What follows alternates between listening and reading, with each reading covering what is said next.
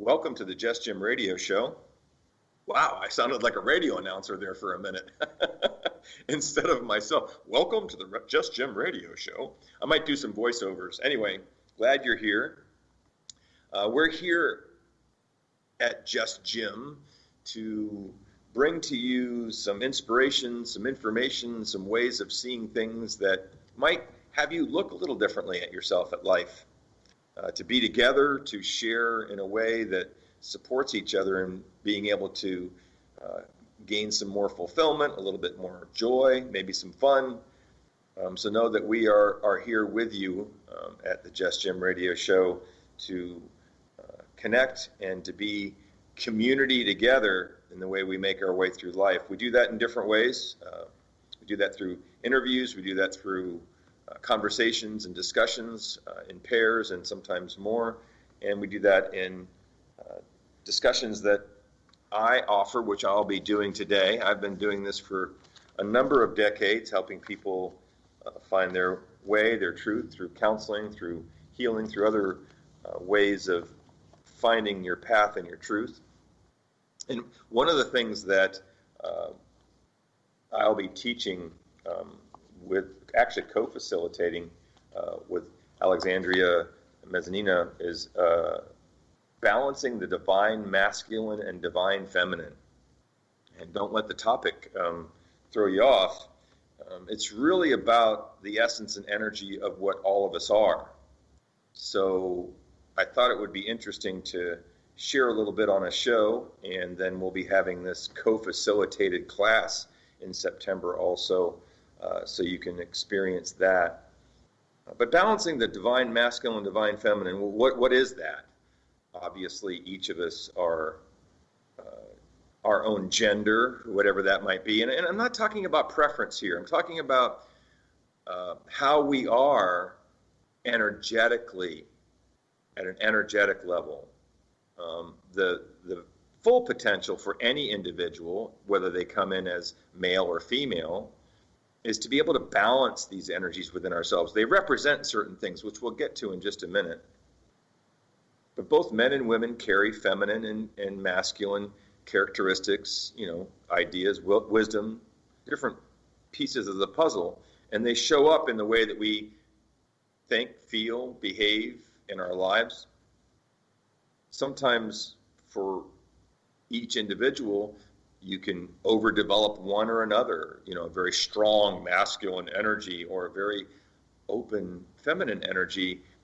We're looking for balance, always looking for balance. It's not meaning that a man has to find all of his feminine qualities, but finding feminine qualities within your masculinity helps to balance them out. The same with the feminine finding masculine qualities. And so since we come in sort of pre-programmed to a degree, obviously, each is different, nobody's in any one place, we each are in a place where we can look more carefully at who we see ourselves as and how we see that and how we choose to maybe wake up parts of us that aren't naturally awake as a male or a female, can help us live life with a bit more freedom or maybe encouragement, or be able to experience ourselves differently.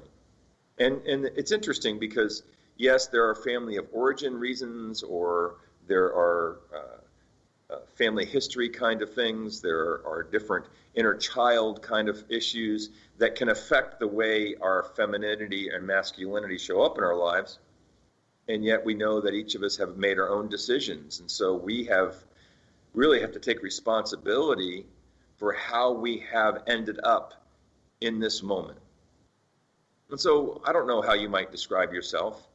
I'm large, meaning I'm 6'2", I'm 200 plus. I'm got, as you can hear, a strong voice. I have a strong masculine energy.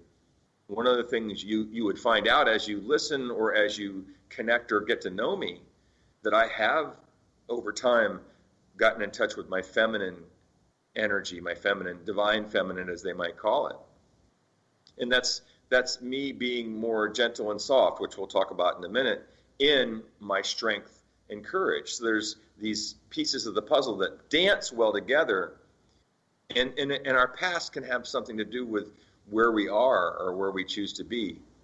So sometimes we have to shut down parts of us, or we aren't as sensitive, or we're more bold because of our history.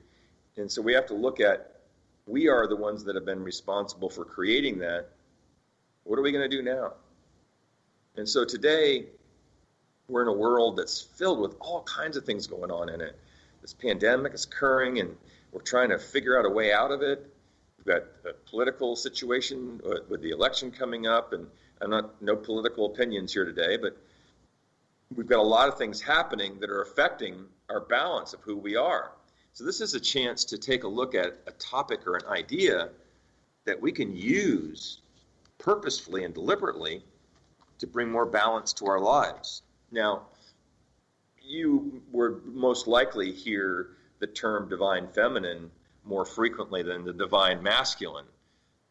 The reason for that is really our culture, our humanity, our world has accelerated so much quicker than it has before, and it's moving like a train that's on a track, or like a boulder rolling down the side of a mountain, maybe up a mountain in a couple of cases. But I mean, there's a lot of acceleration, there's a lot of intensity, there's a lot of things happening that are very strong and bold. And this is a more of a masculine kind of an energy. The divine feminine is a bit more tender, more patient, more nurturing, more flexible, more wise. And from an energetic point of view, more fertile, from the standpoint that much is birthed through, not the female, obviously, I'm not talking about that, I'm talking about the energy of it. We create through this gentle part of who we are, this place of manifesting or creating through our divine feminine. And the feminine energy is really necessary right now to balance some of the harshness of the world. And yet we'll be talking about the divine masculine in a minute.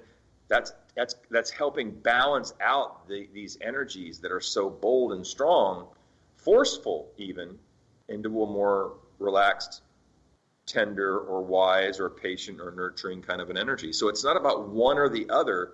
It's about whatever your purpose is, or whoever you are, having the right balance of each, fitting who you're choosing to be or become in your life. And another quality of the divine feminine is this intuition. The divine feminine opens you up to your own kind of guidance and direction. It's that natural flow of who you are. And so that's the characteristic, or the way we would look at that. And who wouldn't gain something from being in touch with that? Our intuition is our inspiration in that safe place within us that we're able to listen to and hear. It's not about making it happen and getting things done and forcing things to occur. That's an extreme masculine energy. It's about allowance and surrender.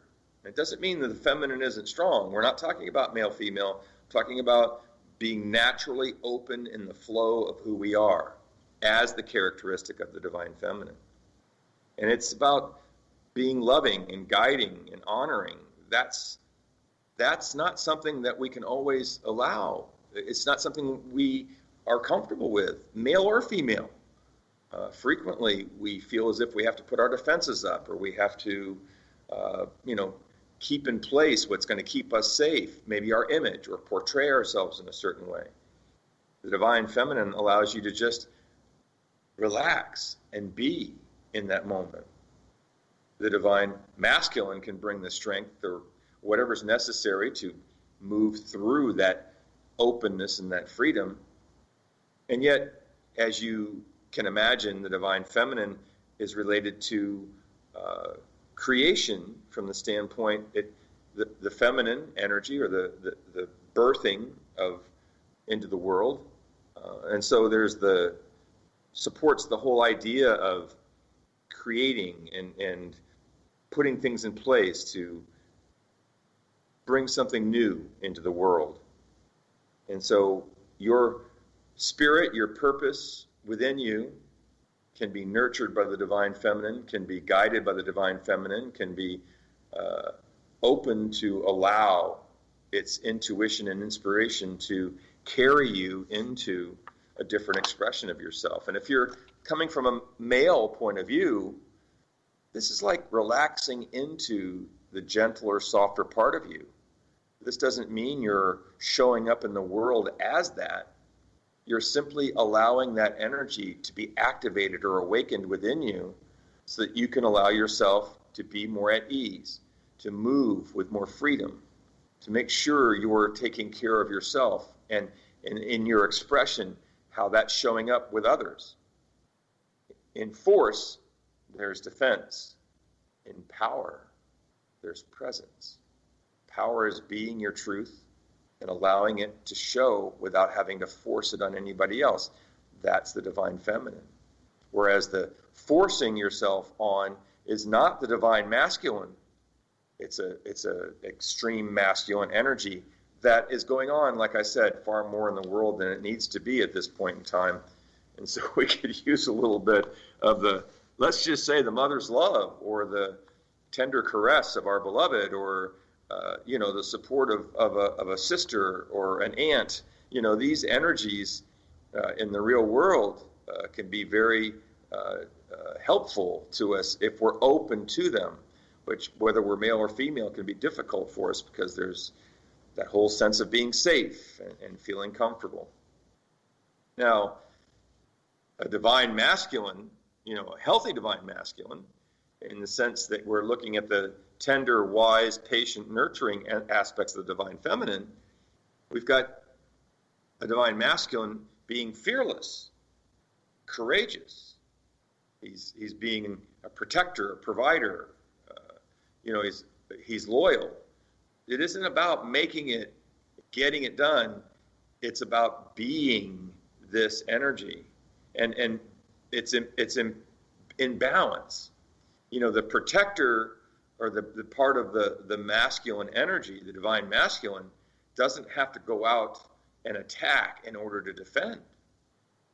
In fact, quite the opposite. The divine masculine can be so clear in their truth that they stand for what is, whether that's for themselves or for others, and that creates a surety and a certainty within the individual that creates courage and strength. It allows strength to be brought into being who you really are through courage and balance of harmony and peace. And when a bold, strong energy of a male shows up in a more balanced, clear, calm, harmonized, peaceful place, they have more of an effect than one who might be forcing, making, fighting. We don't need any more conflict.